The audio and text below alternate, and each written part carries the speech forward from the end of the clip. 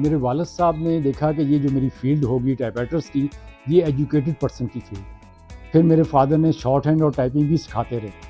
उनके हाथ के बच्चे जिन्होंने टाइप सीखी या शॉर्ट हैंड सीखी, बड़ी हाई पोस्ट्स पे बहुत जगह गए।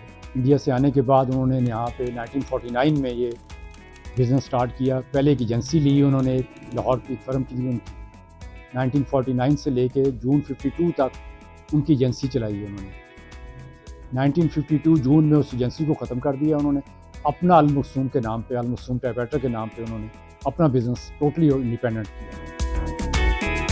मैं शॉप पे आता रहता था, शॉप में देखता रहता था, मुझे पैशन इसका, लव बन गया इसका, टाइपराइटर्स का शौक़ हो गया बचपन से।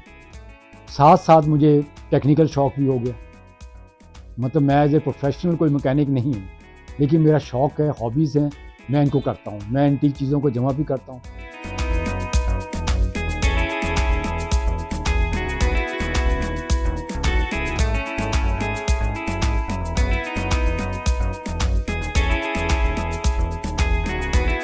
टाइपराइटर्स मेरे पास 1909 है, 1923 है, 1926 है, 1930 है, 1936 है, 1940s की हैं, 1949, 50 की हैं, 60 की है।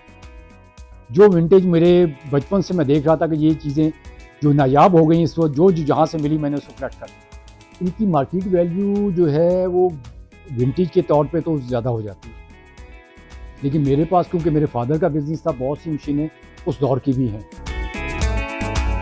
जो नई जनरेशन है इस वक्त मौजूदा, उनमें भी कुछ नए शौक़ शुरू हुआ है एज ए विंटेज कलेक्टर का। मेरे पास कुछ बच्चे टाइपराइटर्स अकेले लेने आए कि जी हमने अपने थीसिस जो हैं वो टाइपराइटर पे टाइप करने हैं, कंप्यूटर पे नहीं। जब वो प्रेजेंट हो तो डिफरेंट चीज़ हो ऑल टुगेदर, सबके कंप्यूटर पे हो, मेरा चीज़ लाख हो, टीचर को फ़ौरन हो कि ये क्या चीज़ है, what is this, this is what happening now somewhat. मुझे शौक़ है, मेरी जगह अपनी है, मैंने किराया नहीं देना है, मैं सर्वाइव कर रहा हूँ और मैं अपने शौक़ से इसको चला रहा हूँ। मेरे बाद बहुत मुश्किल नज़र आ रहा है।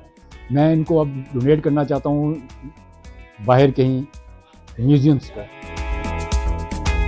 अब एक टाइपराइटर है, अगर आप चाहें तो मैं आपको दिखाऊं, इंस्क्रिप्ट राइटिंग एक्सक्लूसिवली 1950s की मेरे फादर की इंपोर्ट्स हैं। वो मैंने अपने पर्सनल रखी हुई है, ला करके बिल्कुल उस टाइपराइटर को